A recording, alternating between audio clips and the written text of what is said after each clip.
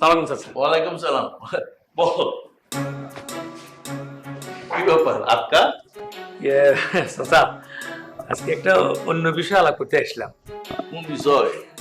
ইয়ে চাচা, ওই আমরা তোমার মাইয়া মুনিয়ারে দেখছেন এতদিন ধরে আমরা এখানে আছে। হ্যাঁ ভালোই তো মাইয়াটা।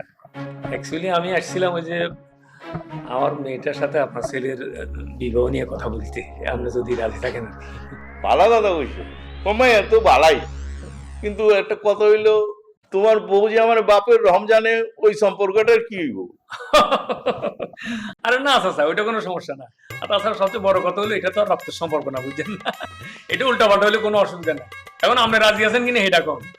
ও মিয়া, তুমি কি আমার ভাড়া মাইরা দেওয়ার ব্যবস্থা করতেছো না তো? সি সি সি সি চাচা, আপনি এটা একটা কথা বলেনি।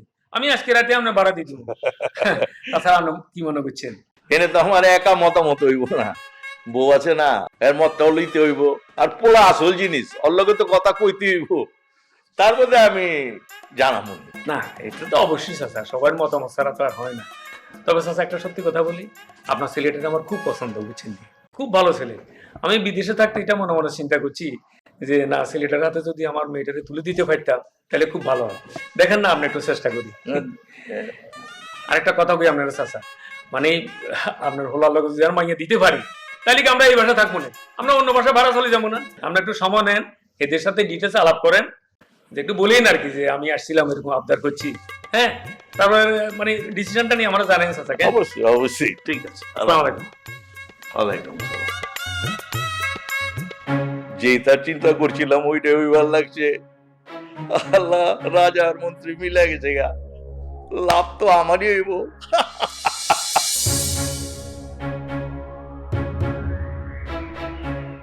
ম্যাডাম আসসালামু আলাইকুম। ওয়ালাইকুম আসসালাম।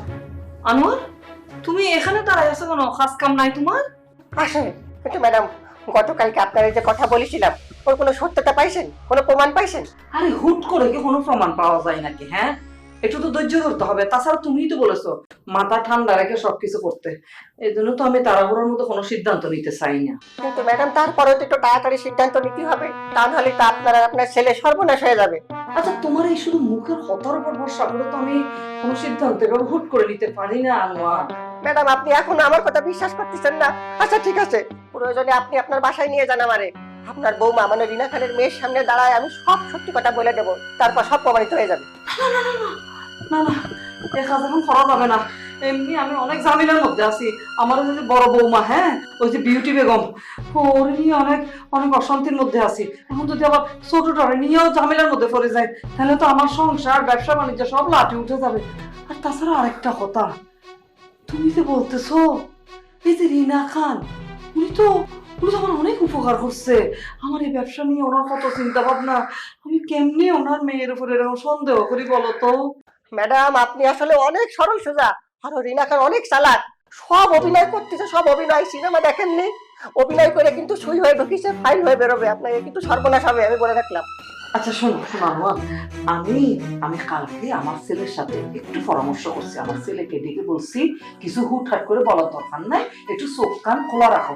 যদি আমি বা আমার ছেলে কোনো একটা প্রমাণ পেয়ে যায় তখন না আমরা রিনা খানকে ধরতে পারবো। হ্যাঁ, প্রমাণ ছাড়া তো ওই মহিলাকে ধরতে পারবো না। এই জন্য আমি একটু আস্তে আস্তে আগাচ্ছি আর কি। আচ্ছা ঠিক আছে ম্যাডাম, আপনার কথাই ঠিক। আসুন ম্যাডাম, কোনো সময় যদি কোনো দরকার পড়ে আমার একবার ডাক দেবেন, দেখবেন বান্দা হাজির।